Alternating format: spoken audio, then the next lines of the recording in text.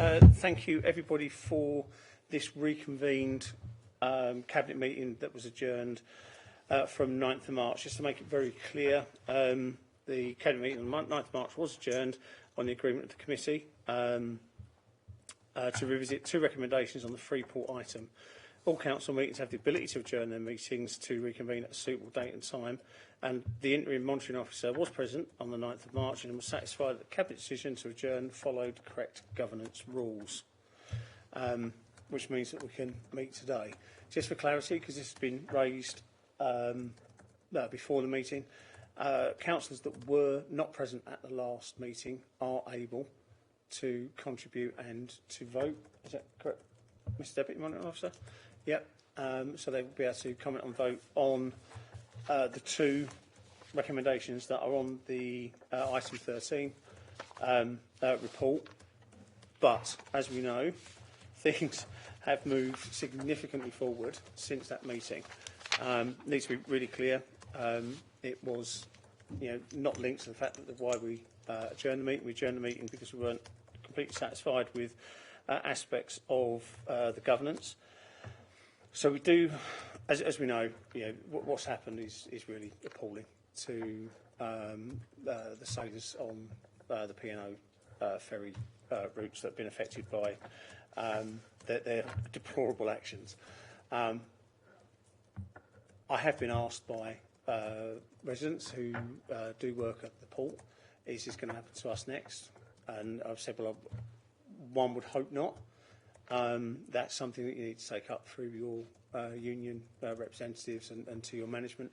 But there have been, as you can imagine, talks with those Freeport partners in relation to what would happen in Thurrock, and there's been a relatively good agreement on the case for anyone working there. But I think there's something that we do need to put on to what we do this evening.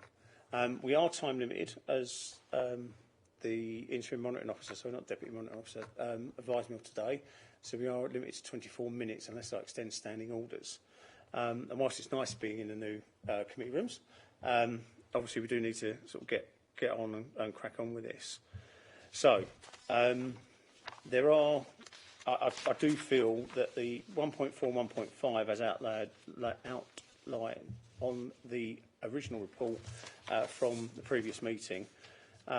So those who brought the copy, you will see that it's endorsed that relevant officers participate in representation of the council, delegate authority to the chief exec in consultation with, etc., etc.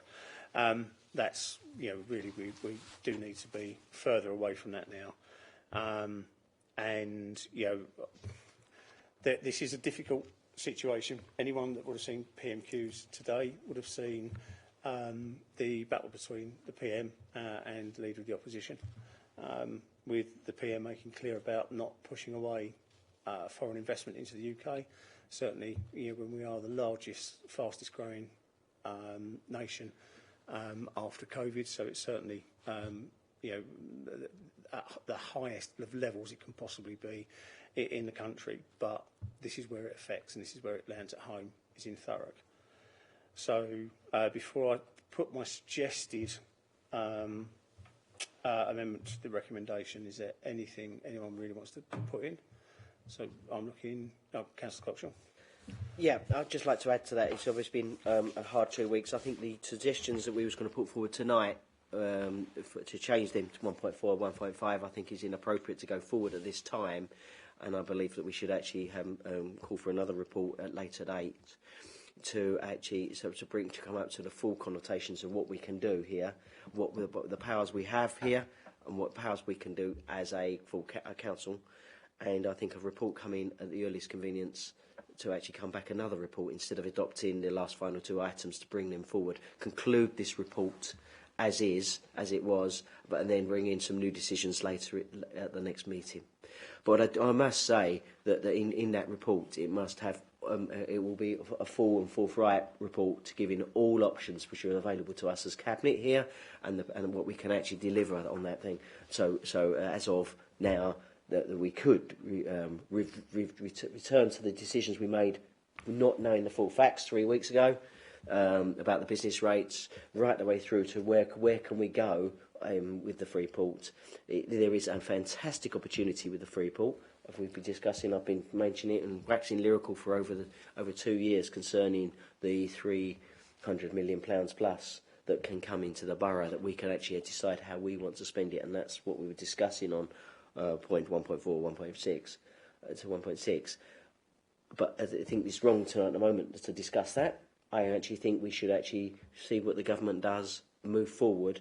But let's be clear, I think that the next report will have a full discussions from right the way the panorama of any options on the table to make sure. And I hope this time DP World can come back to us in a full and honest way, and to say that this can never happen in this borough of Thurrock.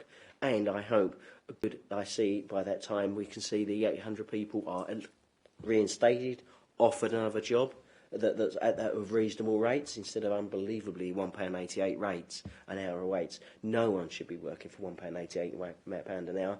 Them days have gone in this country and should never come back. And I feel disgusted that we've got a parent company in our borough that thinks that is okay to pay £1.88 an hour. It's just despicable and disgraceful behaviour.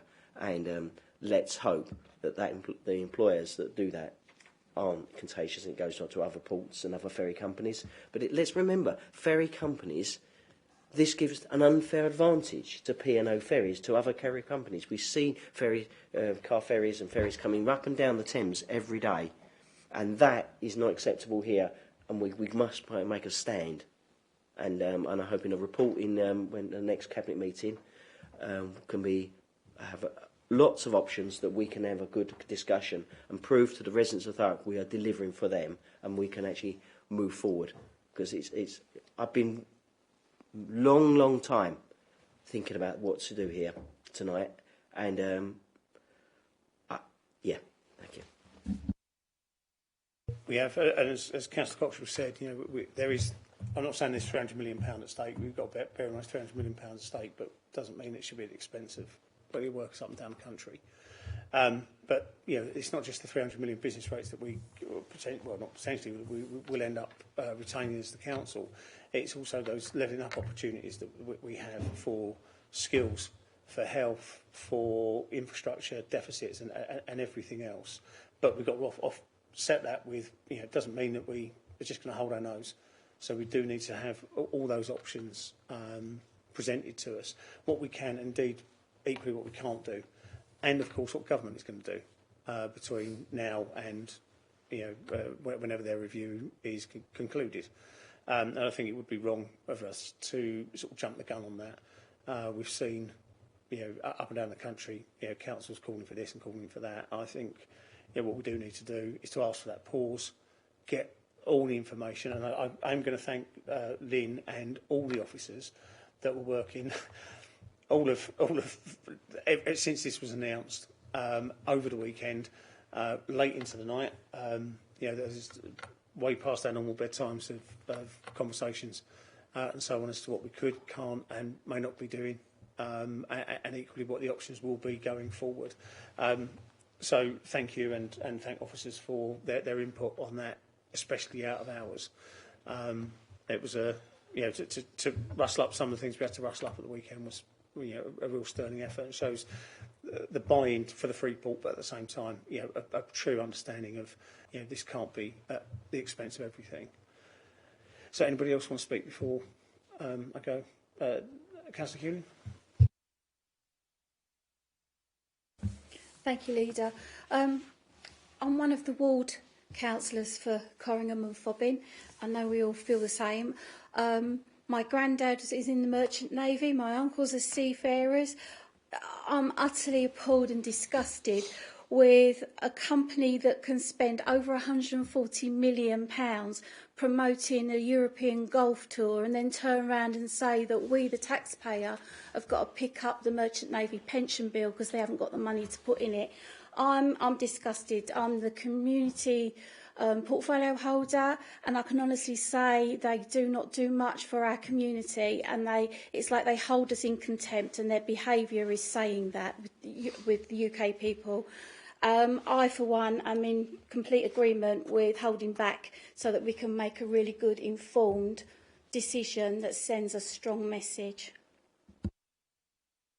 Thank you, and it is about those different levels. And Councillor Coxhill and I have had many discussions about other aspects of DP World in the past, and I don't want to just be sitting there picking on DP World. They will be a partner going forward unless the government do something quite drastic in relation to that, and we do need to work with them, and we need to make sure that it's done for the delivery of the whole of Thurrock, not just one particular site or one particular aspects of the free port, or indeed the ports that we hold in Thurrock. Councillor Spillman. Thank you very much, Leader, and thanks to Mark as well for giving us a strong steer, and thanks to our MP as well, Jackie Price, for giving us quite a good steer in Parliament as well. It's just an epic misjudgment, isn't it, by DP World of a magnitude that you don't see very often from companies with the resource and the know-how that a company like DP World have. They've had it's been a mutually beneficial relationship between the UK and DP World over many years, and they have, by making this decision how they've made it, they've put in a lot of future opportunities at jeopardy. So it's very short-termist. It's a spectacular misjudgment. It's completely immoral, but I get it. At the wider point, I get how difficult it is for carriers at the moment, whether that be bus companies, airplanes, ferries. I get it. It's difficult. But there are ways and means that you do things, and there are stages that you go through, and there are conversations that you have before you act like this. I mean, I think we're all sort of in shock that this sort of thing can happen in this day and age. It's Dickensian is the only way to describe it, really. And I'm really proud that we've taken the position that we have, because you can't just roll over and accept behaviour like this, because like Mark said, or whether you yourself said, I can't remember, this puts all the other carriers in that industry at a competitive disadvantage. So if you let this slide, then it's only a matter of time before they go out of business, and their owners, whether they get bought up by someone else when they're in crisis, they get sold off, other companies start doing exactly the same thing, they start having offshore arrangements. It's just, it's appalling, and I'm glad that we're standing up and not shying from this, because it would be easy just to say, nothing to do with me, Governor. It'd be easy to say, oh, it's DP World, they're a separate company from P&O Ferries. But let's get real. These companies are very much one and the same, and the decisions have been made at the heart of the conglomerate, and we need to stand up and be counted. So I congratulate you on your position, and well done to the officers that have probably had some very tough conversations with people recently. Not just the officers, I can assure you. Before I bring Councillor Hebb in, one of the things, and you just touched on it there, Councillor Spillman, is that the way that workers are treated, in this day and age, but more importantly within UK waters. So to hear the Prime Minister today at PMQs making really, really clear literally on the first question, that this is something that will be brought to an end, and whilst they're in, whilst these sailors operating in UK waters, they will be paid the living wage. Now, I'm sure that everyone will go through the technicalities of, well, it stops here, it starts there, and everything else. But there's only so much control the UK government can have on things like that, and you would hope that these companies would say, do you know what's the right thing to do? So, Councillor Hebb. Thank you, Leader. Sorry for my lateness. The M25 had different ideas about my punctuality being on point. Yeah, indeed. Well, some operated ferries, perhaps. The belligerence here is particularly astounding, and I make no secret of it. I'm well known. My background and my career is private sector and always has been, and this does nothing for the spirit of private enterprise, because it isn't being done in the name of private enterprise. This is pure belligerence, and the reason why it stings so much is that the processes that Councillor Spillman referred to around the consultation exercises, there is a reason why they're called consultation exercises, and that is to do the very best possible in terms of working and collaborating with a workforce to see if there are different ways and means and mechanisms of achieving that end requirement. Yes, there's cash flow situations everywhere, and that this particular industry, of course, is one that is struggling significantly. But I just keep coming back to the fact. I feel like I'm saying it all the time at the moment, 2022, and I can't believe some of these things are happening. You know, we've seen major powers invade the first, foreign land in 80 years. And then you see something, and I think you've summed it up perfectly, a Dickensian approach to labour relations and cash flow management, or whatever you want to call it, but at the bottom of that are 800 people. And we have to make a stand. We absolutely have to. And we look at the local context. I think sometimes there is a predisposition from the organisation which hosts or sort of looks over P&O ferries, as if their incursion, it's not an incursion, of course it isn't, but their establishment in our area is something that we all welcome, that we all see every benefit from, and that there's never been any issues emerging from that. It was a very significant thing that was approved that has caused consequence and challenge to some of the area. You look at the road infrastructure, look at the Manaway recently, which had to be resurfaced. And I'm not apportioning all that to the efforts and activity down there, because it's always been a big operator down there. There's always been big operations down there. But there are consequences, and sometimes just because you're big and broad and tall shouldn't mean that you can just get away with everything. We had quite a deep and meaningful on Sunday morning. It was perhaps one of the most sobering meetings that we'd ever had. We have to make a stand. It's the right thing. And I completely agree with the conclusions that we've all come to. But I do want to just put on record my thanks to Mark, Rob, Lynn, and everybody who has been working on this literally on the coalface from the moment this was announced. This is the right thing to do, especially in lieu of what the Prime Minister announced only earlier.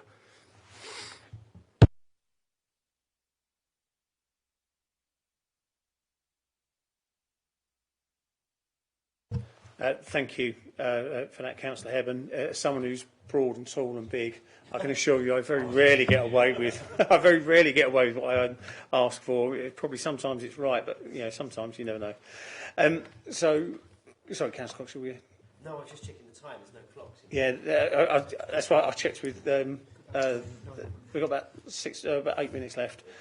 So, what I'll do is obviously in discussions, to get us this far. I mean, obviously, really need to make and reiterate for all the partners within the Freeport is that we don't want to be saying no to the Freeport. There's an awful lot that we will lose as a local authority, but as explained earlier, there are certain things that we need to have. Sorry, Councillor Hebb. No, sorry, and I'm sure this has probably already been covered, but it's something that Jackie Doyle-Price said recently, and whilst we acknowledged this on Sunday, it really drove it home what Jackie Doyle-Price said in Parliament this week about that Freeport isn't just DP World. It absolutely is not. And the Freeport is the Thames Freeport. Thurrock Freeport is the Thames Freeport. And that's the benefit of looking outside of a relatively small area. We've already talked about the challenges of the size of Thurrock as a local authority, but the benefits of going over border with Ford Motor Plant or the Ford Motor Organisation, Forth Ports, which you only have to hear Jackie's passion about what they're trying to do and a meaningful contribution to the South Essex corridor. The Freeport is not just about DP World, and I think you're right to hazard caution that whilst we will hold our guns on a particular decision on the company that we've been referring to, this is so much more. It always has been, and we need to make sure it's really reasserted that this is so much more than just DP World at one part of the South Essex corridor. Literally 100%. As we put out at the weekend, it's a machine of many moving parts, many big moving parts. Whereas other applications might be just the one major applicant and one or maybe two local authorities. This is 3 local authorities, number of very large firms. The Prime Minister's been to Tilbury 2 recently, and impressed with the size and I think understanding what Forth Ports do that is different to DP World, and very much different. We can't really just literally throw the baby out with the bathwater on this. So what I will suggest as an alternative to 1.4 as written in the report is that a full report is brought back to Cabinet to explore all the options available in relation to the governance of the Thames Free Ports. That will be all parts of the governance, not just who sits on the board, all of the governance. The Thames Free Port following the conclusion of the UK Government's review and obviously as soon as possible back to the relevant Cabinet. Yeah, can I also suggest that the leader writes to the board of the Freeport and Ruth Kelly to make sure that does happen, and then that could be part of our report. If it doesn't, then that can view our decisions as we go forward and the next options when the paper comes to us with all options on the table for the future. Yeah, I've really got haven't got a problem with that, and the nods around the table, if it's not being recorded, I think echoes that. So if we can just add 1.5 as well, Matt, that I, as the leader, obviously condemns the actions of P&O, but do ask that the Thames Free Port actually pause the work that they're doing just for the moment in relation to the governance arrangements until such time as the review of the UK government's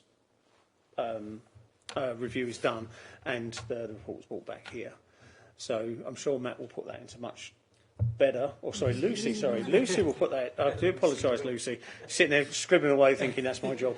I'm sure Lucy will put that into slightly more coherent words, but with the understanding is I will be writing to the Freeport board, and that will be 1.5, so it's there and it will be done, and I will be liaising with Linden officers as to what that will say, and I'm sure after this meeting that we will be in contact with the board just to say this is where we are with this, and I won't be at all surprised if they will be expecting that letter ASAP, if not ready to, hopefully, he says with his fingers crossed, agree to that. So with that, if there's nothing more to add, sorry, Councillor Coxall. No, I don't think it is. That's one point. I want to make one point. The report will be walked back to Cabinet in the future, explore all options in relation to the governance and following conclusions. No, that's a further point. I didn't hear you read that bit out. Did he? Oh, and my apologies, sorry, that would be 1.4. Yeah. Full reports brought back. Oh, sorry, that's force of habit, not having one for far too many months.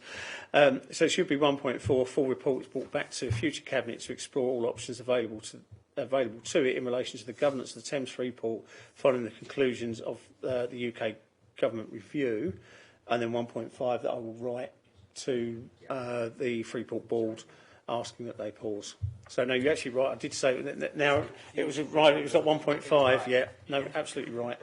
So what happens when you scribble stuff down after very, very long meetings all day. So in that case, with that concluded, thank you all for attending and attending for the first formal meeting in the new building. And I will now close the meeting formally at 18:23. Thank you. Thank you all for attending.